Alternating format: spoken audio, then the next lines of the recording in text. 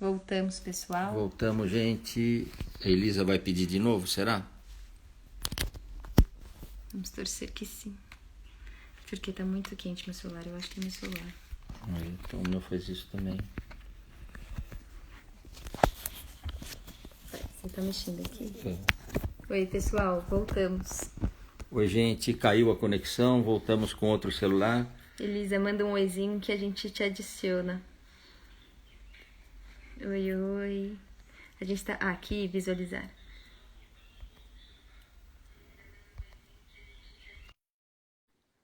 Oi, gente. Vamos continuar o assunto. Vamos voltar. Aguardando Elisa. Oi, Ai, Elisa. Desculpa. Não sei o que foi que aconteceu, Elisa, mas segunda vez que eu vou fazer live com você e acontecem essas coisas. Mas, Eu Elisa, não só sei, para... acho que a conexão aqui tá boa. Eu não sei, eu tenho a impressão que tá boa a conexão aqui. Aqui diz que tá também. Eu troquei de celular, agora eu pus o meu. Vamos Tá, ver. ótimo. Desculpe, gente, desculpe. Mas, Elisa, eu estava te dizendo que Swami Kumalayananda queria fazer essas pesquisas, ele era criticado por pesquisar alguma coisa que já era uma tradição, e as pessoas diziam, se você começar a provar que essas coisas não funcionam, como é que vai ficar o yoga, enfim. E depois, quando a gente começa a fazer pesquisas, no começo do ano 2000, eu vou lá com o meu mestrado, o Danilo, enfim, começa com as pesquisas, a gente ouve algumas coisas assim, olha, não entre nesse campo, esse campo daquela fisiologia sutil que propõe o yoga, porque isso aqui a ciência não vai conseguir comprovar, vai ficar alguma coisa que não é mística, não se pode entrar nesses assuntos, enfim. A gente sentia que, até um determinado ponto, trazendo algo que fosse muito da tradição do yoga, muito distante da ciência, a gente não poderia colocar aquilo como objeto de pesquisa. Eu quero dizer assim, dos chakras, dos nadis, isso tudo aparece em textos de Hatha Yoga, e não tem como pesquisar isso. Então, o que a gente era aconselhado? Não fale nisto. Não é? O que você acha disto? Seria, de alguma forma, a gente negar a tradição para falar uma linguagem da ciência? Ou seria um compasso? Vamos esperar até que a ciência consiga comprovar essas coisas e a gente entra com isso. Olha, eu acho que tem que ser muito objetivo, né? Por exemplo, se no começo do século passado a gente quisesse estudar o cérebro e a função cerebral, né? E eu estou indo para uma coisa bem ciência mesmo, né? Não estou nem indo para energia sutis, nada disso. Não seria possível estudar a função cerebral, né? Hoje é possível, mas também com limitações, né?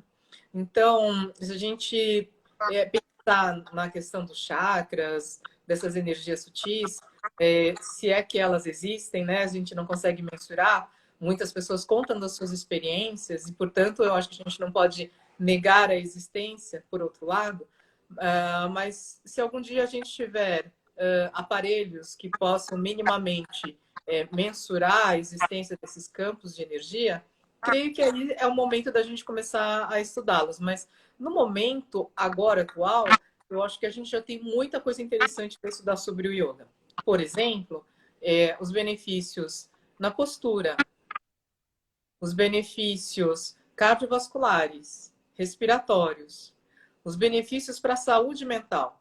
Né? Inclusive, um dos estudos que eu vou comentar no simpósio é um estudo recente do Satbir Khalsa, que veio no simpósio anterior, mostrando o quanto um protocolo no caso específico, né, da modalidade de yoga praticada por ele, né, que melhora a ansiedade, pessoas com transtorno de ansiedade generalizado. Tá? Que legal. Então, a gente já tem tanta coisa boa que a gente consegue ver nesse momento, que eu acho que a gente não precisa tentar afirmar coisas que ainda não são possíveis dentro da questão da ciência. Para mim é muito claro e muito simples dizer, isso daqui a tradição nos diz. Aqui a gente consegue ver e mensurar com os instrumentos disponíveis hoje na ciência. Muito legal isso, Elisa. Você me deixa, clareia uma ideia minha que sempre foi uma dúvida. Até que ponto a gente pode? Você está dizendo, não sei, mas o que pode até hoje está sendo bom. Quando puder ampliar esse leque de pesquisas, está bom. Mas se não puder, acho que vai dando credibilidade pelas pesquisas que vão sendo realizadas. Quando eu preparo o meu mestrado, eu estou quase que preparando a minha dissertação para apresentar. A minha orientadora, que também é uma professora japonesa, baixinha, mas bem brava, bem eficiente, a Sueli diz assim: você me mostra a sua apresentação, afinal de contas, mês que vem você já vai não defender sua tese aí. E aí eu começo.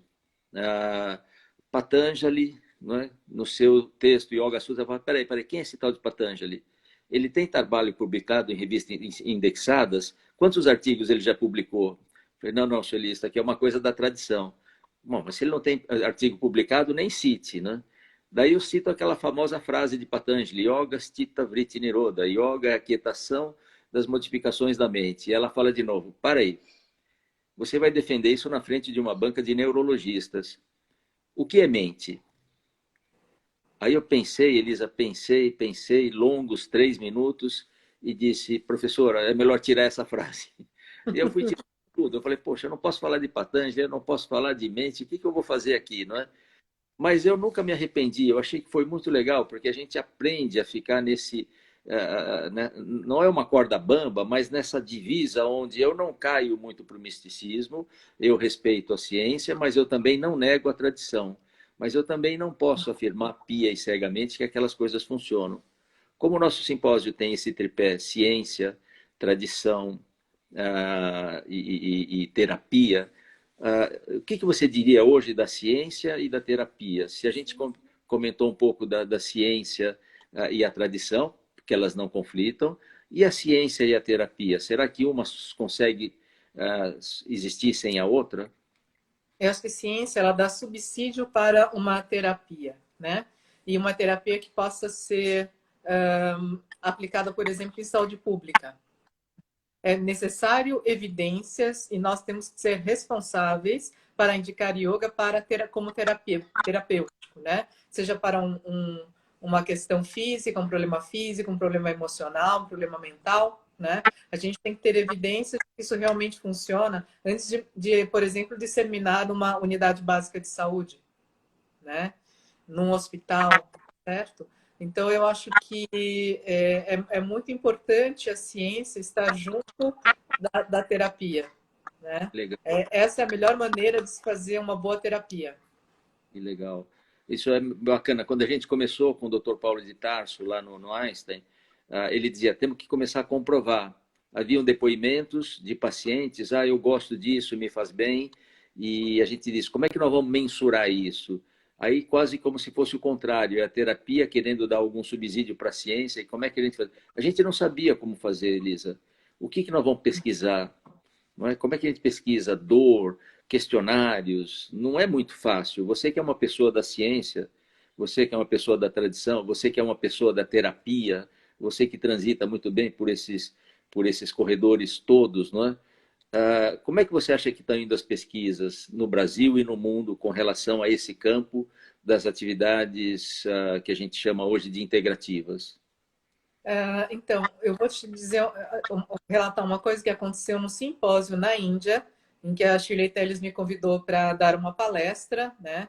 Em que estavam vários dos grandes yogis ainda vivos. Na época, o próprio Iyengar estava vivo, estava lá, né? E um dos yogis, eu não me lembro agora o nome dele, ele virou para os cientistas que estavam lá e falou assim: muito obrigado pelo trabalho de vocês, porque graças ao trabalho de vocês, os indianos estão praticando yoga porque sabem agora que faz bem para a saúde. Nossa, que legal! Que legal, Elisa. Né? Que Então, a bacana. gente vê a necessidade de ter um embasamento de ciência até na Índia, né? Porque você, como eu, você sabe que não é a ideia que as pessoas em geral têm, que todo mundo na Índia pratica yoga. Não é assim, né? E realmente, assim, houve um boom, né, da importância do yoga. Tem até agora um ministério na Índia, né, para investigar yoga e outras terapêuticas tradicionais indianas. Mas muito Uhum. disso se deve ao pioneirismo de cientistas que começaram a mostrar: olha, isso aqui pode ser bom para a sua saúde.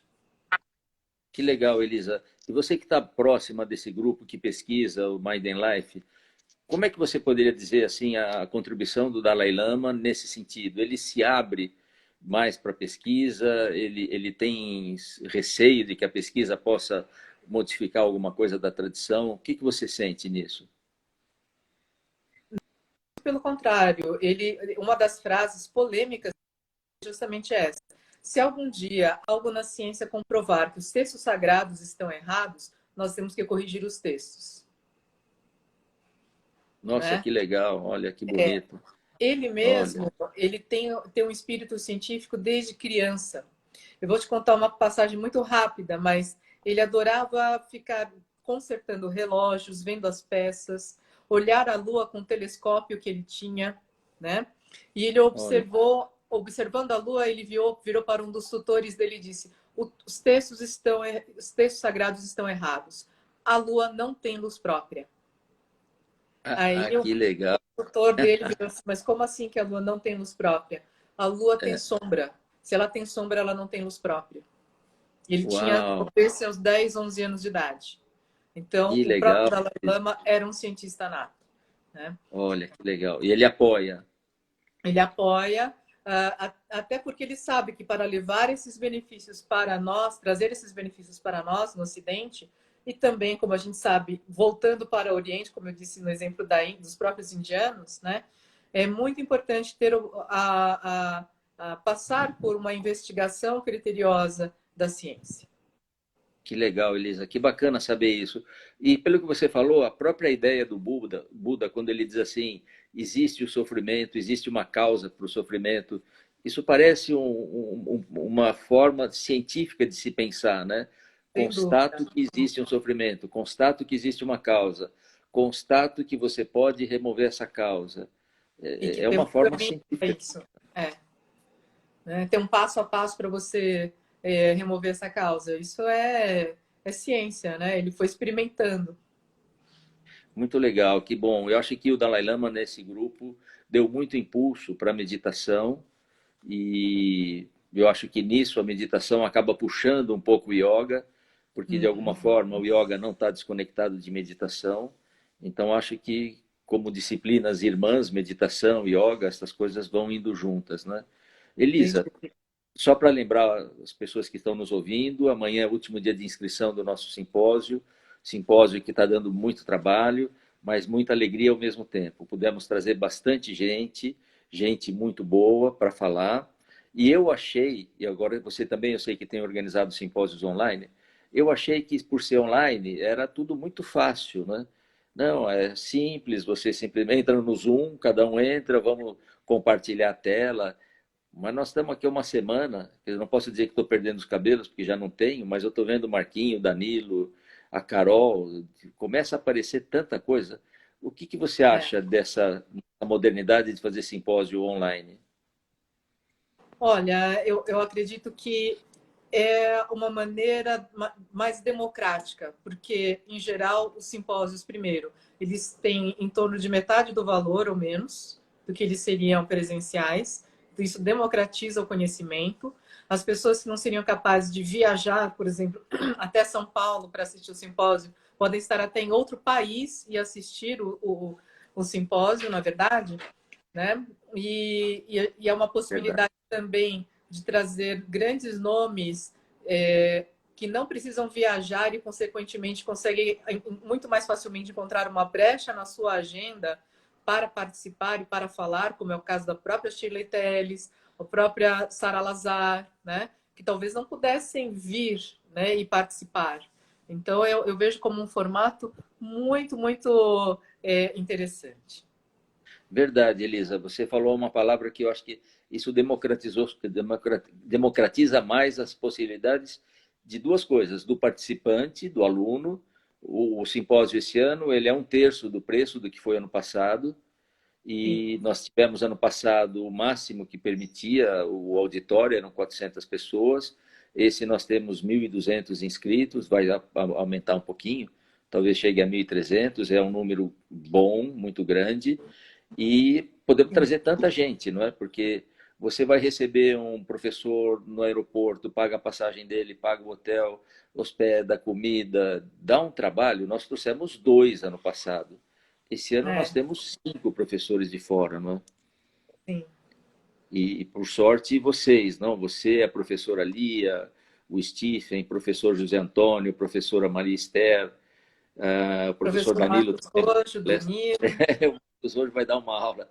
Na verdade, Elisa, eu vou fazer aquilo que eu acho que eu nasci para fazer. Eu gosto de dar aula. Eu sou um professor que gosta de sentar, planejar aula, dar aula. Eu vejo você, eu vejo o Danilo, vocês são pesquisadores natos. Quando eu termino a minha tese lá do mestrado, obviamente vem uma doutora e me diz assim, puxa, agora mais um pouquinho você termina o doutorado. Eu disse, não chega, graças a Deus, não acabou, não vou. Para mim é muito difícil, mas dar aula é gostoso, né? Fico muito feliz que a gente tenha como parceiros você, não, o Danilo, o Rui, o Marcelo Arias, pessoas que fazem pesquisas fantásticas. Elisa, queria te agradecer muito a sua presença, a sua força no nosso simpósio, a força que Imagina. você tem nos dado desde o começo. Você não só impulsiona a gente, mas todo mundo que quer participar desse tipo de investigação científica com estas modalidades que não são, não hoje em dia tão comuns na nossa cultura, mas estão ficando, não é? E pedir que você nos dê uma mensagem, não? O que você poderia contar para a gente? A minha mensagem é: se você ainda não se inscreveu para o simpósio, faça isso agora. Obrigado, Elisa. Obrigado, Elisa. Muito gostoso estar com você. Vamos estar juntos no sábado. Obrigado, E querida. E é obrigado a domingo que todos. nós temos. O seu é domingo, então tá ótimo. Isso. Vamos estar lá domingo. Obrigado, Até Elisa. Obrigado a mais. Tchau, tchau. todos. Até mais. Obrigado, queridos. Então, vamos seguir o que diz a Elisa. Não? Quem não se inscreveu, não percam a chance. Obrigado, Elisa. Obrigado a todos. Até a próxima. Tchau, Até. tchau, Tchau, querido. tchau. Eu só não desliguei porque eu não sei desligar, Elisa, mas eu vou dar um jeito aqui. Muito bem. A encerrar. Obrigado, queridos. Obrigado pela audiência. Agora vamos para a aula. 6h30 começamos com a aula. Obrigado.